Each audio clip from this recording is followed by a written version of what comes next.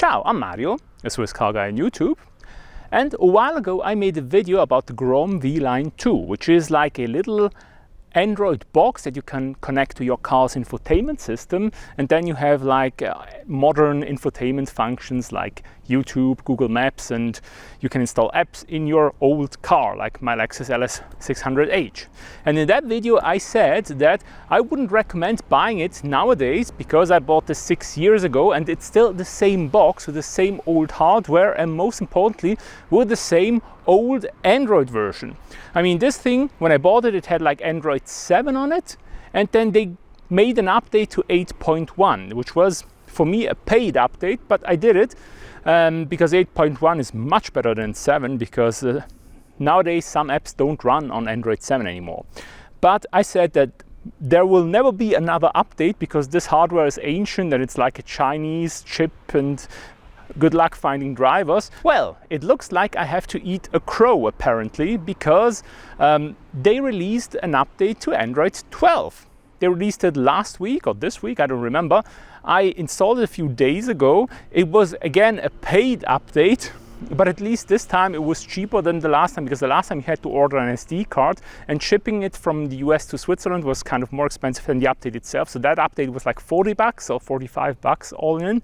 This update was 25 bucks because it was like pre-order. I pre-ordered it. I think the regular price is $35 or something like that. Unless you just bought the Grom Vline 2 recently, then I think it's for free. First off, I think I have to give credit to Grom for updating this very old hardware to still manage to make an update to Android 12, which again is more secure, is a newer Android, and in theory it offers more functions than the old Android. The thing is still the hardware is really old, so you cannot really improve the performance or anything. If anything, it gets worse with the newer Android versions. But still, I have to give them credit for it because that was certainly not a small feat. On the other hand, they updated it to Android 12, which is reasonably modern, but Android 12 is like from 3 years ago. The current Android version is Android 14, and this year we're due to receive Android 15, so it's still more up to date, but it's not really up to date. First, let me talk about the update process. I have to say the update process worked really well. They actually, when they said it's going to take 20 minutes, it's going to take 10 minutes for the different steps, it did take that exact amount of time. So I thought it was very well guided because on the Grom Vline, usually when you update the firmware, in the past it's been like the screen goes dark at some point and then it never comes back, and then you just wait and wait and wait, and at some time you just restart the car hoping you haven't bricked the whole thing. But this process, it went really smoothly, went really well. It took me all in about, I think, half an hour because it downloads it, then it erases everything because it erased the entire device in order to install the update. So I had to reinstall everything from start to finish. So all the Google apps need to be reinstalled and the apps you had on the device itself. You cannot just restore a backup because normally on Android devices, when you first set them up, they have this wizard that allows you to import a backup from Google Drive, even if it's from a different device. So it will reinstall all the apps and the settings, and the Grom Vline doesn't offer that. It doesn't have that wizard. I tried to activate it even with some hacks. It's not present. So I had to reinstall everything manually, which was not great. But now I have Android 12 on the device. It works. It works well, but it doesn't work as well as the old version. The old version was very refined. I think they delivered a lot of updates over the years to make it really stable and good.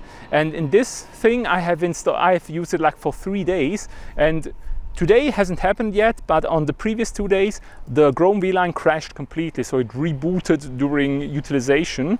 And also I find that my apps, Google Maps, tends to crash about once a day. I've also had YouTube crashing, so it's not yet where it needs to be.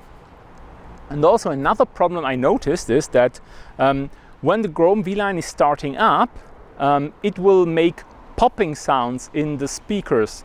So the old version never did that, but this, while it is booting, it makes popping noises, and depending on how loud the volume is on your car, this might be a problem because this might damage your speaker. So I hope they look into that and they fix that, because I wouldn't want the V-Line to damage my speakers, because that would be a pain and expensive and everything. And also something they still haven't fixed, or I don't know if they're ever going to fix, it's probably one of the idiosyncrasies of the Grom Vline 2, is usually Android devices, they have like a 3-button navigation. You have the home button, you have the back button, and then you have the recent apps button. So it's a button where you see all the recent apps on your screen and you can switch between them, and you can activate split screen mode, which is something Android 12 should offer, even on the V-Line. But the V-Line does not have the recent apps button. It never had it, so there is actually no way to even activate split screen mode. So there was a question for me, will split screen mode work with the new update? No, it won't, because there is no button to activate it. I never understood why the V-Line doesn't have this recent apps button or function, because they could have, in my view, easily have added it, but they don't have it, and so you cannot switch between apps, which is very annoying, and you cannot activate split screen. But one thing that was promised with the update, or I don't know if it was promised, but it was kind of implied that it might work, was the HDMI out, because the Grom Vline has an HDMI out, and it never worked for me.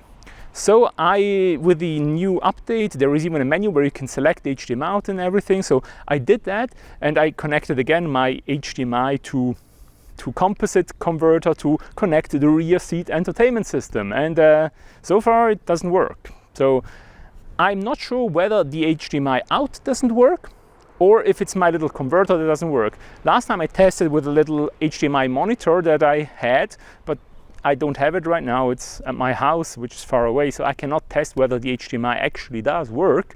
But for now, my test with my HDMI to composite converter didn't work, so I have nothing on the rear screen. So yeah, that doesn't work.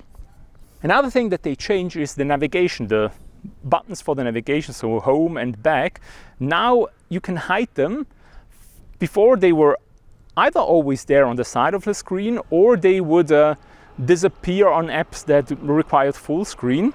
Now you have to manually make them disappear, and then you always have that little button to get the menu that's there. It's overlaid, you cannot change the position, it's always there, which I find really annoying, but maybe this is just something I have to get used to. But what I can say, the update works. It works well enough that it's usable. Apps can be installed, apps work. The sound quality is great, it didn't change, because on some of the earlier updates they had some problems with sound quality that was driving me mad. But most things work, GPS works, so everything basically works. So at least from that standpoint, if you're questioning whether you should buy the Grom Vline 2 based on the old Android version, maybe you could now. I would still not recommend it, because I bought the Grom Vline 2 6 years ago in 2018, and now it's 2024, and even back then it wasn't super powerful, and nowadays it certainly isn't more powerful. And I think there are more options that can be explored, like all these Chinese Aliexpress Android radios, aftermarket radios for the LS600Hs and LS460s, and I would probably go with one of those, because they are way more powerful, and the innards are pretty much the same as what I have installed in my Cayman, what I've installed in my Trans Am, and these radios, they work really, really well. In fact, today I drove the Cayman, and then I realized that my phone was prompting me to use Android Auto wirelessly. So I even tried that out, and I have to say it worked quite well. On the V-Line before, I never managed to get Android Auto to work, and on my Porsche with the Chinese radio, it now even works wirelessly. So I don't know, but I have to try out whether Android Auto works, because I haven't tried it. I don't think I've ever managed to get it to work with my ancient Samsung Galaxy S10 Plus, but I will try it, and then you will see it here. Okay, let's try Android Auto. I'm plugging in my phone here.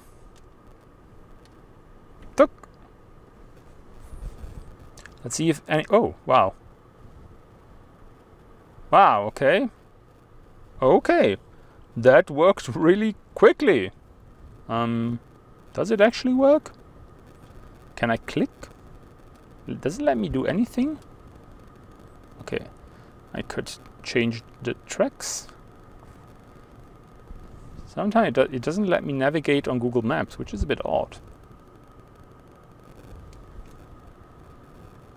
Why?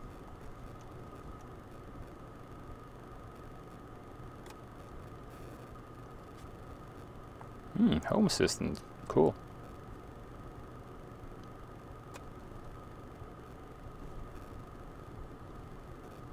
Okay, in full screen I can navigate on Google Maps, but if I do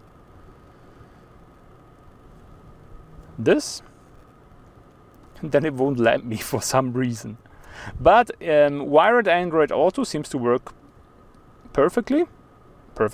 I think about as perfectly as it can work, but it seems to work really well. So Android Auto, at least with cable, works. Apple CarPlay I cannot test because I don't own any Apple devices. So this is it. Let's unplug it and it's back to normal.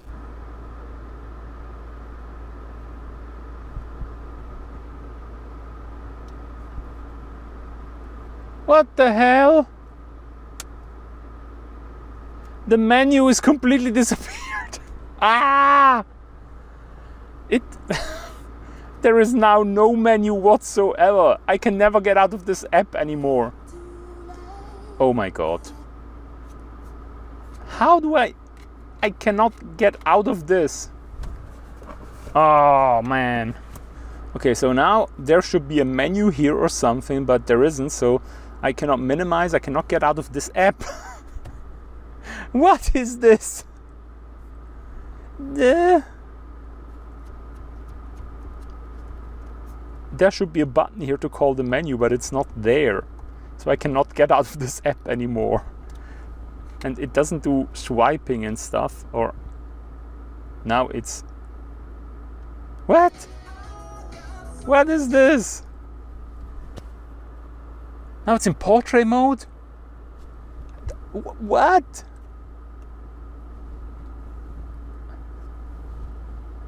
I don't... So how do I get out of this now? I don't want to hear Billy Joel. Oh, it's Billy Ocean, huh? What is this?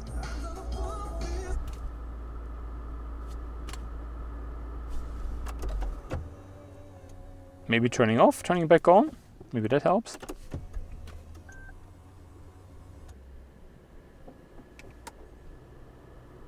Nope, that didn't help. So I need to turn off the power. So hold on.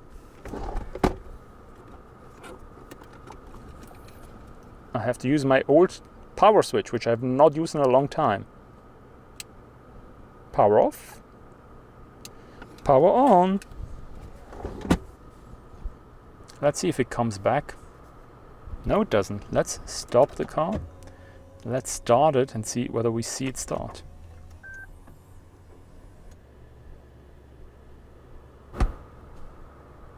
You hear that sound? The pop? My volume is very low. That's why I only popped at low volume. By the way, this is Car Launcher. It's a different launcher home screen app than the one provided, because the one provided I don't like it and I like this one better.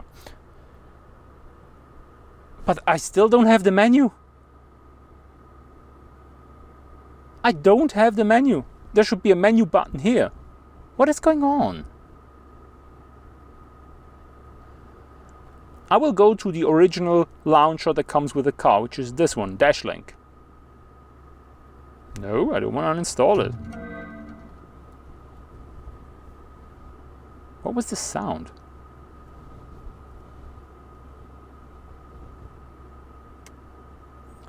Now I'm on Dashlink, and there you can see this navigation bar here. This is the original launcher, the way it looks, but... And there you have this. And whatever this is. This looks very broken.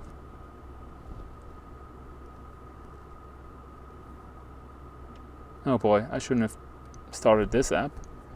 Because now I start this app. Oh, look, now it's there. This is the navigation button. Where you, with this, you call the navigation bar.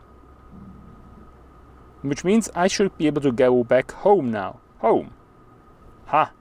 Now it's here. The button always stays here. If you close it, this will always be a button here. No matter what app you open, even on Google Maps, you always have this little button here to call the menu, the navigation, which is back and up and down, and I think music and home.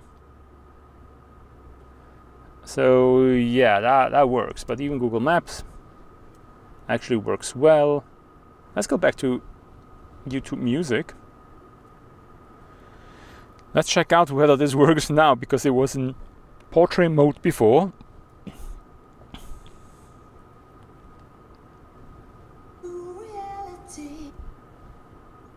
Yeah, and now you can go back to the home screen and select a different app. You cannot switch between apps because there is no app switcher, no recent apps menu, so you always have to go back to the menu and call the app. Menu, back. The navigation is a bit clunky because the Lexus screen does not support capacitive touch, so you have to push quite hard, and it doesn't do multi-touch, so you cannot pinch and zoom with 2 fingers because it only recognizes 1 finger at a time. But all in all, it works. I can have like music in the background, Google Maps in the foreground. I think even with YouTube you have, not only with YouTube, I think also with the other apps you have picture-in-picture. In fact, if I start a navigation, I think I should get picture-in-picture. So let's go to this restaurant maybe. Start. And if I now go, you have picture-in-picture navigation. So I could open YouTube.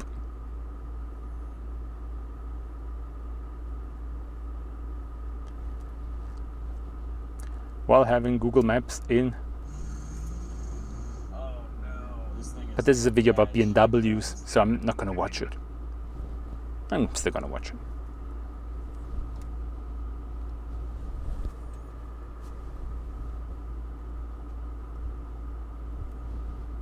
And of course, you can also move it around. That's a standard Android feature. It was available already on the previous version, on 8.1. So this is not really that much, just design changed. Then you can kill it and goodbye. So all in all, it works. And of course, you could add more apps. I use this launcher, Car Launcher Pro in this case, which I actually bought because I like the layouts better. There is music controls. When a music track changes, then you see the new track info up there. There you see. In this video, you see the info. Even YouTube. My new daily driver, a 2016 Ford Taurus. But that's actually just it. It's a little update on the Grom Vline 2 and its Android 12 update, which is available, which I felt the need to share with you because previously I said, don't buy it, it's ancient Android. I mean, it's still not super up to date, but it's probably about the same as what you get on the Chinese radios. I don't think they are way more up to date than this. Maybe they're even only Android 10, who knows. But anyway, the Grom Vline 2, if you want to see more about it, watch my previous video. And otherwise, this is the end of the video. Follow me on Instagram at SwissCarGuyMario if you want to see more frequent content, more of me, whatever. And like this video if it was helpful to you, and ask questions down in the comment about the Grom Vline 2, the Android 12 update, since I've been using it now for a while. Thank you very much for watching. Have a nice day. Bye.